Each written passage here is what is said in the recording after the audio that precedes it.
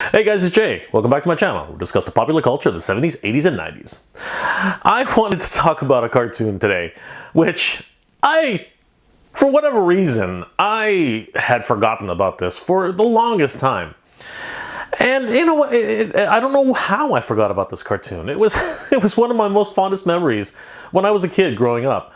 It involves a mouse and a cat who try their best to kill each other. Guys, today we're going to be talking about Tom and Jerry.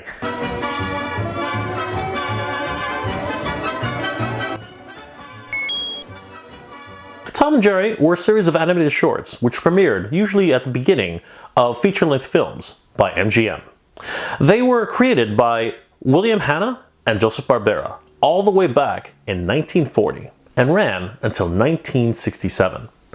These were popular little openings to feature-length films where kids could enjoy a little bit of a cartoon before the actual feature presentation came on.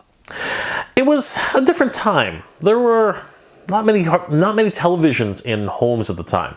So usually what would happen is on a Saturday or Sunday afternoon, if you were a kid, you would run down to your local theater and stay in the lobby where they would usually premiere these cartoons and enjoy yourself for 5 or 10 minutes at a time.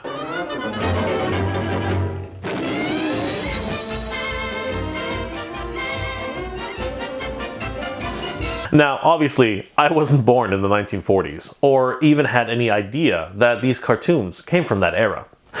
I was back in 1981, and just a kid looking for something to watch on a lazy Wednesday or Thursday afternoon. And usually, these cartoons would be bundled up in 5 or 6 different short episodes in a half-an-hour featurette. I remember sitting down and kind of like flipping the channels, you know, as you would do.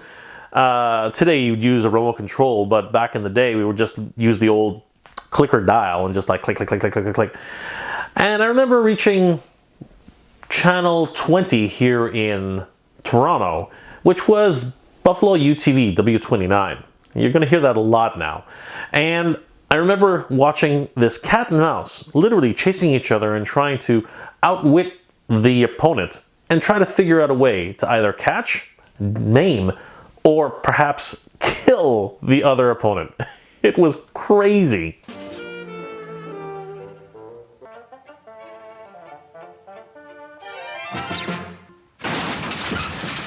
For those of you who aren't familiar with Tom and Jerry cartoons, it's a pretty simple setup. For the most part, Tom is always chasing Jerry. Now, Tom's methods on how to catch Jerry range from rather simple to the absolute absurd.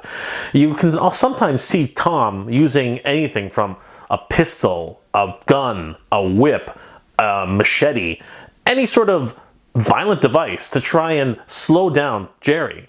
And then Jerry, in turn, somehow has immense strength as a tiny little mouse and is able to retaliate with similar force. It really is quite the slapstick comedy of the 1940s.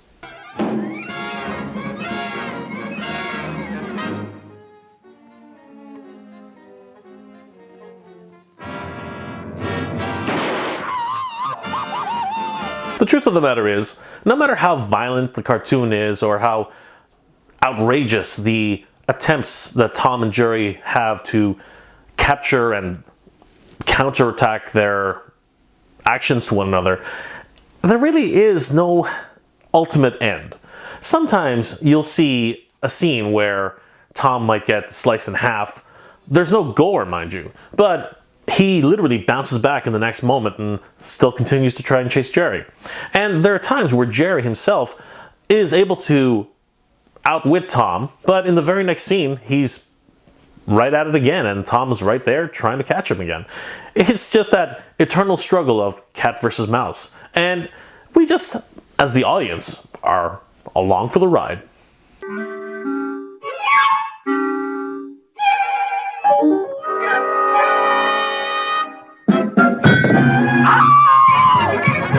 Tom and Jerry cartoons are really just, for the most part, mindless fun.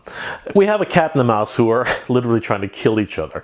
And the methods in which they use and employ are similar to a Roadrunner and Coyote type lunacy, where Tom is pretty much doing everything he can and employing any sort of methods. But then Jerry himself is rather smart in the way he avoids these things and is able to outwit Tom in many scenarios, and always is pretty much one step ahead.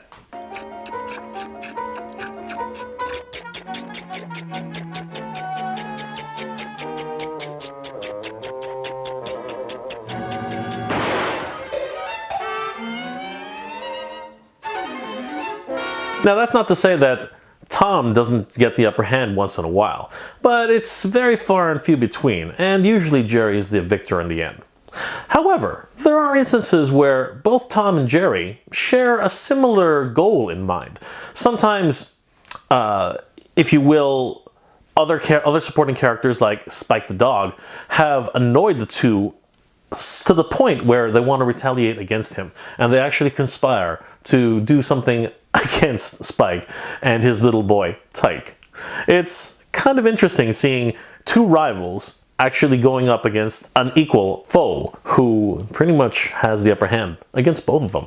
This was the innocence of cartoons at the time, and really contribute to the idea of cartoon logic, in which cartoons don't really die. They can be maimed, they can be blown up, and they will always bounce back to a certain degree. This style of cartoon would continue into the 80s with Tom and Jerry Kids, Looney Tunes, Tiny Toon Adventures, Animaniacs, and anything which had that idea of cartoon logic. So remember, you can blow up a cartoon as many times as you like, beat them up, do whatever you want, and they'll always come back for more.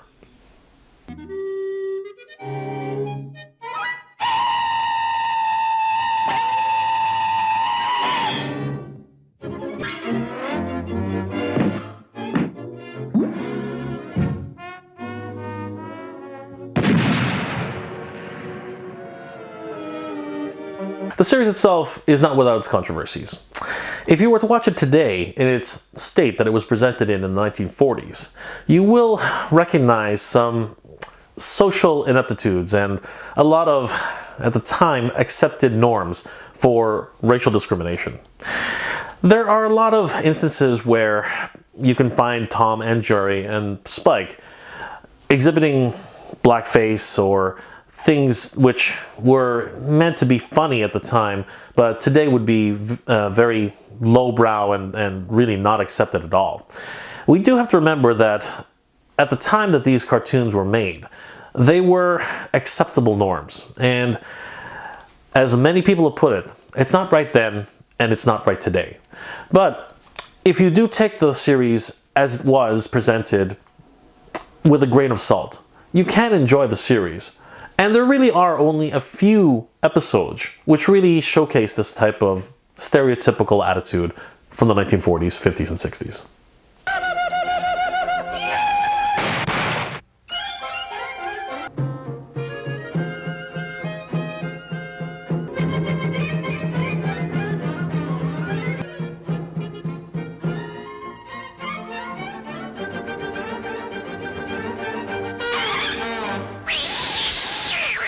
The newer editions of Tom and Jerry are much more tame in the way they present their, well, sort of cartoon logic, as you will. They're not nearly as violent or as outlandish as the original 1940s, 50s, and 60s cartoons. They do, however, have a little bit more clever writing in certain regards, as we're talking about a different generation of kids watching it on television. But there's always a place for the original Tom and Jerry cartoons from the 1940s. If you want to see and laugh at this great collection, you can probably find it on Amazon or eBay. Well guys, I hope you enjoyed this look back at Tom and Jerry.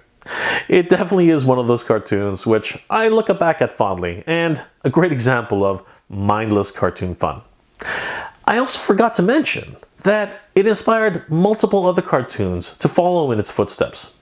One particular you might remember is always showcased almost every night whenever you watch The Simpsons. Yep, I'm talking about Itchy and Scratchy. Well guys, thank you very much for watching this episode, and if you enjoyed it, please leave me a like It really helps me out. If you have any comments or suggestions on anime, cartoons, toys, collectibles, or anything else you'd like me to review, please leave that in the comment section below. And consider subscribing, as it helps YouTube to realize that you guys enjoy my work and that I'm doing a good job. Well guys, as always, thank you very much for watching. Keep proud. Check out some of the other episodes I've done. You can also follow me on Facebook and Twitter.